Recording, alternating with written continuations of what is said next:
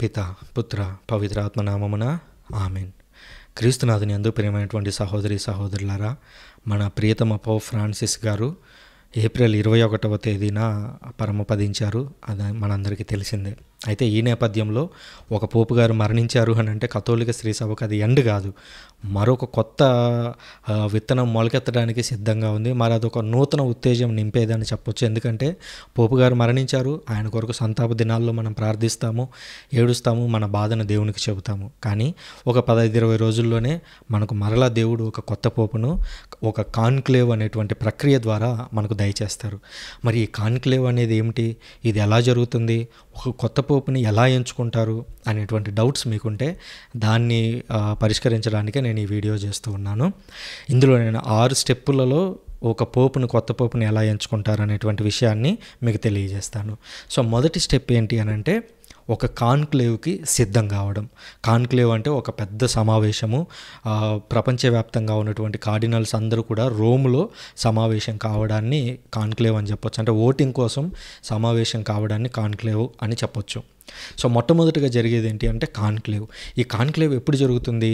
2 సందర్భాల్లో మాత్రమే జరుగుతుంది. ప్రపంచవ్యాప్తంగా ఉన్నటువంటి కార్డినల్స్ అందరూ కూడా ఒక కొత్త పోపుని ఎంచుకోవడానికి కేవలం 2 సందర్భాల్లో మాత్రమే అక్కడికి జాయిన్ అవుతారు. ఎప్పుడు అని అంటే మొదటిది, ఒక పోపు అనగా ప్రస్తుతం ఉన్నటువంటి పోపు రిజైన్ చేస్తే, అంటే ఆయనకు ఆరోగ్యకరమైనటువంటి రీత్యా కావచ్చు, లేదా ప్రపంచవ్యాప్తంగా ఉన్నటువంటి అందరినీ చూసుకోవడానికి శక్తి కావాలి కనుక, మానసిక శక్తి కావాలి, ఆధ్యాత్మిక శక్తి కావాలి, చుట్టూ తిరిగి సువార్త పరిచర్య చేయడానికి శారీరక శక్తి కూడా కావాలి.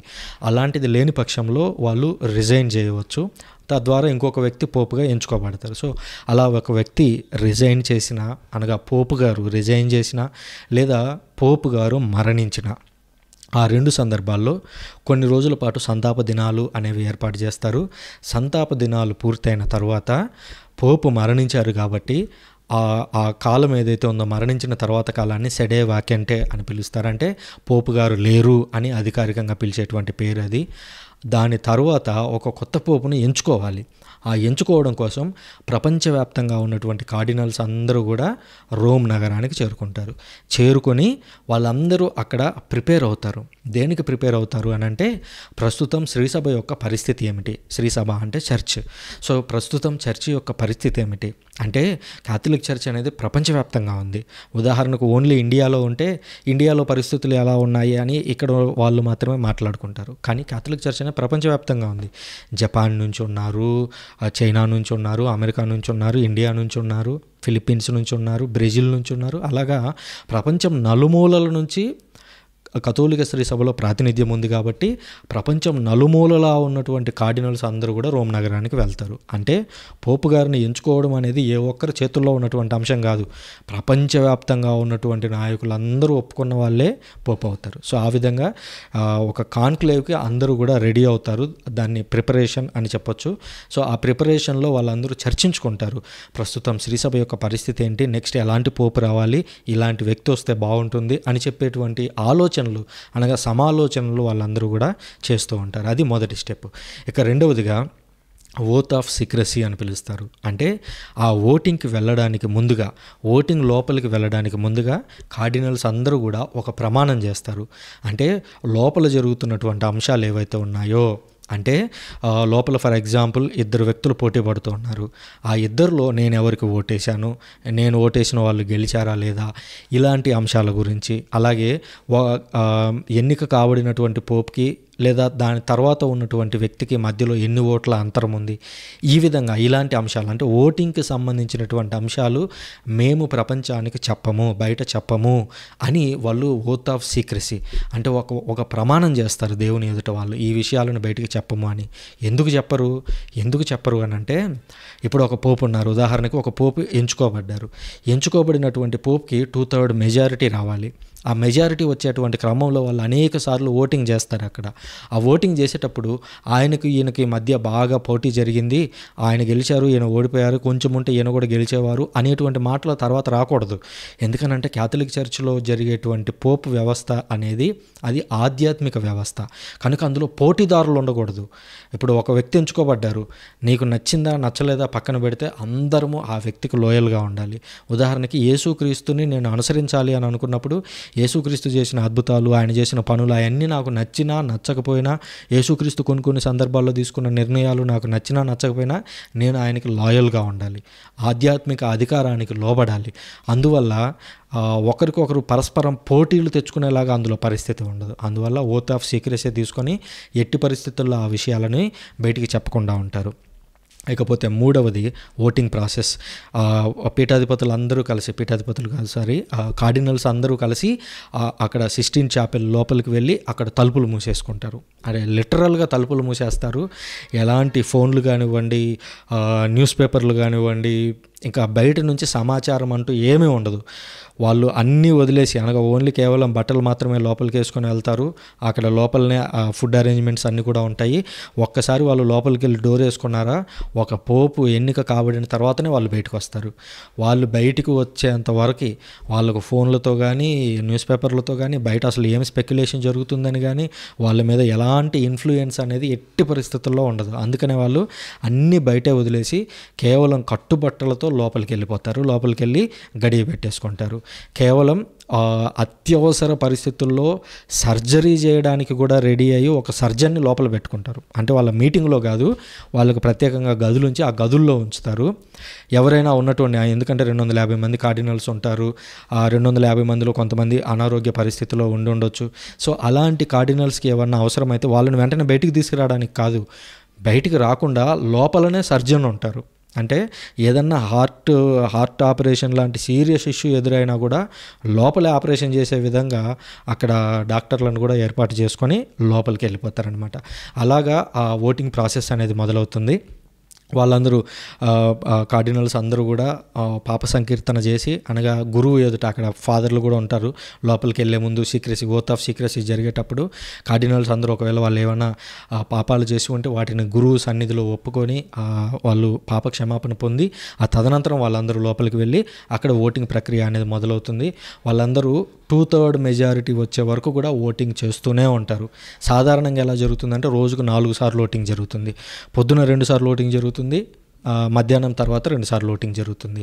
పొద్దున 2 సార్లు అంటే మొదటి రోజులో దాదాపుగా ఏకాభిప్రాయం వచ్చే అవకాశం ఉండదు. ఎందుకంటే ప్రపంచంలోని వివిధ ప్రాంతాల నుంచి అక్కడికి వెళ్తున్నారు కాబట్టి ఎవరు దేనికి సూటబుల్ అనేది వాళ్ళకు పూర్తిగా తెలియదు. కనుక వాళ్ళందరూ ప్రార్థన చేసుకుంటూ ఈ వ్యక్తి అయితే బాగుంటుంది అని వాళ్ళు ఒక పేరు రాయడం, ఆ బ్యాలెట్లు వేయడం, వాళ్ళు ఆ తర్వాత అన్నీ చూస్తారు, ఏ వ్యక్తికి ఎన్ని ఓట్లు వస్తాయని చూస్తారు, 2/3 మెజారిటీ వచ్చిందా అని చూస్తారు. అంటే 30 మంది ఉంటే 20 మంది ఆయన పోపు కావాలని ఒప్పుకోవాలన్నమాట. 30 మందిలో 20 మంది ఒప్పుకోవాలి.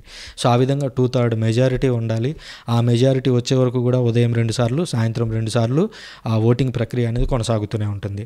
మరి బయట ప్రజలకు ఎలా తెలుస్తుంది కొత్త పోపు వచ్చాడా రాలేదా అని అంటే, ఒక వ్యక్తి పోపుగా ఎంచుకోబడలేదనుకోండి, అంటే ఒక ఓటింగ్లో ఫలితం రాలేదనుకోండి, అక్కడ వాళ్ళు ఏం చేస్తారంటే ఆ బ్యాలెట్ పేపర్లు అన్నీ తీసుకొని వచ్చి ఒక చిమ్నీ ఉంటుంది బయటికి, ఆ చిమ్నీ దగ్గర వేసి దాంట్లో కొన్ని రసాయనాలు వేస్తారు.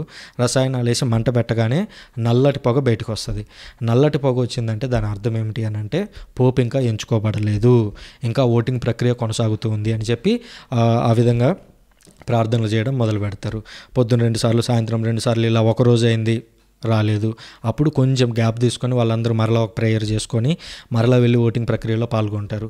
సరే, 2వ రోజు రాలేదు, 3వ రోజు కూడా అసలు ఫలితం తేలలేదు, ఎవరు పోపు కావాలనేది నిర్ణయం జరగలేదని అంటే 3 రోజుల తర్వాత 4వ రోజు పూర్తిగా అసలు ఓటింగ్ నిలిపేసి వాళ్ళు ఆ రోజంతా కూడా ప్రేయర్లో ఉంటారు. ఆ రోజంతా ప్రేయర్లో ఉండి ప్రభువు మాకు మంచి పోపును దయచేయండి అని ప్రార్థన చేసి ఆ రోజంతా ప్రేయర్ చేసి మళ్ళీ 5వ రోజున మళ్ళీ వెళ్ళి ఓటింగ్ ప్రక్రియ ప్రారంభిస్తారు. అలా 7 రోజుల పాటు చేసిన తర్వాత 7 రోజుల్లో కూడా నిర్ణయం రాకపోతే 8వ రోజు కంప్లీట్ రెస్ట్. మళ్ళీ 8వ రోజు పూర్తిగా ప్రేయర్లలోనే ఉంటారు. మళ్ళీ ప్రేయర్లలో ఉండి మళ్ళీ 9వ రోజు నుంచి ఓటింగ్ ప్రక్రియ అనేది మొదలు పెడతారు. సాధారణంగా మొదటి రోజు సమాధానం రాకపోవచ్చు, కానీ 2వ రోజు 3వ రోజు కల్లా కూడా ఒక అభిప్రాయం వచ్చేసి ఒక కొత్త పోపు ఎంపిక అనేది జరుగుతూ ఉంటుంది. ఇది ఓటింగ్ ప్రక్రియలో జరిగేటువంటి పని. ఒక కొత్త పోపు ఎన్నిక కాగానే ఆ వ్యక్తి దగ్గరికి వెళ్ళి అడుగుతారు, మీరు పోప్ పదవి తీసుకోవడానికి రెడీగా ఉన్నారా అని వాళ్ళని ప్రశ్న అడుగుతారు. ప్రశ్న అడిగినప్పుడు నేను సిద్ధంగా ఉన్నాను అంటేనే ఆ వ్యక్తికి ఆ బాధ్యతలు అప్పగిస్తారు. ఎందుకనంటే అది స్వతంత్ర నిర్ణయం. దేవుడు ఆ అవకాశాన్ని ఆ వ్యక్తికి కల్పించారు. ఆ వ్యక్తి తీసుకుంటాడా లేదా అనేది మనకి దేవుడు ఇస్తున్నటువంటి ఛాయిస్. కాబట్టి ఒకవేళ నేను తీసుకోను అని చెప్తే ఓటింగ్ ప్రక్రియ మళ్ళీ మొదలవుతుంది. ఆ తదనంతరం ఇంకో వ్యక్తిని ఎంచుకుంటారు. లేదా నేను తీసుకుంటున్నాను అని అంటే అప్పుడు వాళ్ళందరూ కూడా బయటకు వచ్చి అందులో ప్రముఖంగా ఉన్నటువంటి కార్డినల్ ముందుకు వచ్చి, అనగా ఈ ప్రక్రియ అంతా నడిపించేటువంటి కార్డినల్ బయటకు వస్తాడు. అప్పుడు 4వ స్టెప్ మొదలవుతుంది. అదే అనౌన్సింగ్ ద న్యూ పోప్. అంటే మనకందరికీ ఒక కొత్త పోపు లభించారు అని చెప్పి ఆ వ్యక్తిని ప్రపంచానికి పరిచయం చేస్తారు అక్కడ ఉన్నటువంటి కార్డినల్స్. పరిచయం చేసినప్పుడు ఆయన, అనగా కొత్తగా ఎంచుకోబడినటువంటి పోపు గారు ఎవరైతే ఉన్నారో ఆయన తను ఏం పేరు తీసుకోబోతున్నాను అనేది ప్రపంచానికి వెల్లడి చేస్తారు. ఇది ఎందుకు పేర్లు మార్చుకునేది వచ్చింది అని అంటే, పేతురుకి కూడా యేసుక్రీస్తు కేఫా అని పేరు పెట్టడం చూస్తాం. అంటే పేతురు యొక్క పేరును యేసుక్రీస్తు మార్చాడు. అనగా పాత జీవితం వేరు, ఇప్పటి నుంచి ఆధ్యాత్మిక నాయకుడిగా జీవితం వేరు అని చెప్పి ఆ పేరును మార్చాడు. కనుక పోపుల్లో సాధారణంగా ఎక్కువ మంది క్రీస్తు శకం 800 తర్వాత ఇది బాగా వెలుగులోకి వచ్చింది, ఇలా పేరు మార్చుకోవడం అనేది. అది మార్చుకోకుండా కూడా ఉండొచ్చు, అదేం పెద్ద రూల్ కాదు. మార్చుకోవాలి ఖచ్చితంగా అనేది రూల్ కాదు. సాధారణంగా మార్చుకుంటూ ఉంటారు. ఒక న్యూ ఐడెంటిటీ, నేను యేసుక్రీస్తు చేత ఎంచుకోబడ్డాను, ఇక్కడ నుంచి ఇది నాదొక కొత్త ప్రయాణం యేసుక్రీస్తుతో అని చెప్పడానికి గుర్తుగా పేరును మార్చుకుంటారు. అలాగే ప్రపంచానికి తన యొక్క తొలి సందేశాన్ని అందిస్తారు. అంటే నేను ఎలాంటి శ్రీసభను కోరుకుంటున్నాను, నేను ఏం చేయబోతున్నాను అనేది మొదటి 2-3 మాటల్లోనే ఆయన వ్యక్తం చేయడానికి ప్రయత్నిస్తారు. అక్కడ చెప్తారు అనేది కాదు, వ్యక్తం చేయడానికి ప్రయత్నిస్తారు. ఇది 4వ స్టెప్. ఇక 5వదిగా గమనించినట్లయితే పోపు గారికి ఈ ఉన్నటువంటి వాళ్ళందరూ ఎవరైతే ఉన్నారో కార్డినల్స్, ఆ ఎంచుకున్నటువంటి వాళ్ళందరూ కూడా లాయల్టీ ప్రకటిస్తారు.